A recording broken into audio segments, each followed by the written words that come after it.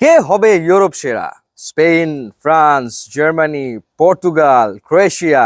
কি মনে হচ্ছে আপনার? ডেফিনেটলি জানাবেন।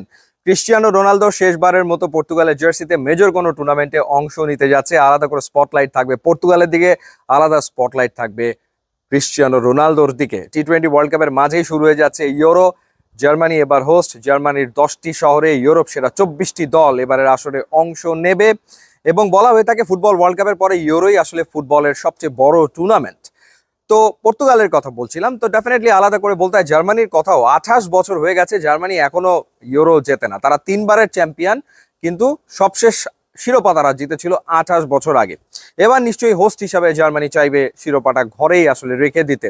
কিংবা আপনি ফ্রান্সকে কেমন করে হিসেবের বাইরে রাখবেন? যে টিম ফ্রান্সের, যে ফর্ম ফ্রান্সের, ব্যাক টু ব্যাক দুটো ওয়ার্ল্ড কাপের ফাইনাল তারা খেলেছে, একবার চ্যাম্পিয়ন আর একবার রানার্স আপ। 2016 ইউরোতে ফ্রান্স অ্যামেজিং পারফর্ম করেছে। এবারও নিশ্চয়ই কিলিয়ান এমবাপের দিকে আলাদা করে সবার নজর থাকবে এবং কিলিয়ান এমবাপে তিনি নিশ্চয়ই আরো একবার শিরোপা উঁচিয়ে ধরতে চাইবেন। ফ্রান্সকে হিসাবের বাইরে রাখার কোনো সুযোগ আসলে নেই। ইংল্যান্ড ভালো তো খেলে ডেফিনেটলি, কিন্তু 1966 পর থেকে কি হয়ে গেল কে জানে, এখন পর্যন্ত তারা কোনো ট্রফি আসলে জিততে পারলো না। প্রত্যেকবার বলে it's coming home, it's coming home. তো এবার আসলে ঘরে তাদের শিরোপা যাবে কিনা সময় বলে দেবে, বাট ইংল্যান্ডকেও ছোট করে দেখার কোনো সুযোগ নেই। ইটালি পরপর দুটো ওয়ার্ল্ড কাপে তারা আসলে তো খেলতেই পারেনি, তো সেই জায়গাটাতে তারা ইউরো ডিফেন্ডিং চ্যাম্পিয়ন টিম। সুতরাং ডিফেন্ডিং চ্যাম্পিয়ন হিসেবে নিশ্চয়ই ইটালি তারা শিরোপাটা তাদের কাছেই রেখে দিতে চাইবে। আপনি স্পেনকেই বা হিসাবের বাইরে এখন কেমন করে, সেই সুযোগও আসলে নেই।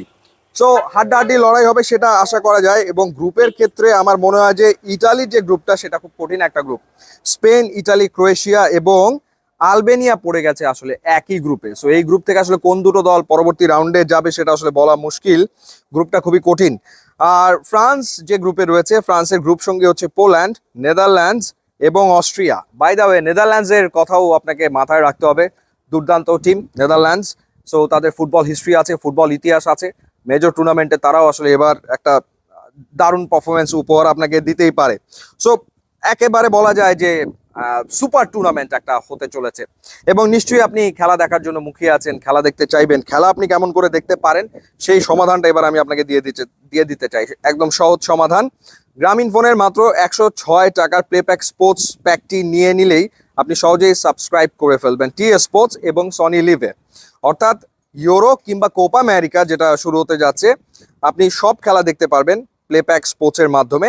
কিভাবে আপনি প্লেপ্যাক স্পোর্টসটা নেবেন? মাই জিপি অ্যাপের অফার অপশনে যে এন্টারটেইনমেন্ট ট্যাবটি ক্লিক করে প্লেপ্যাক স্পোর্টস প্যাকটি আপনি নিয়ে নিতে পারবেন এবং কোনো খেলা আপনার মিস হবে না। সব খেলা আপনি আরামসে আসলে দেখতে পারবেন। নাও মাই কোয়েশ্চেন, আপনার কি মনে হচ্ছে ইউরো আসলে জিতবে কে? হট ফেভারিট কে? কোন দলকে সমর্থন করছেন? ডেফিনেটলি জানাবেন। আর আমার ইউটিউব এবং ইনস্টাগ্রাম লিঙ্ক দেওয়া আছে, আপনারা যদি যোগ দেন তাহলে খুবই খুশি হব। And thanks for watching.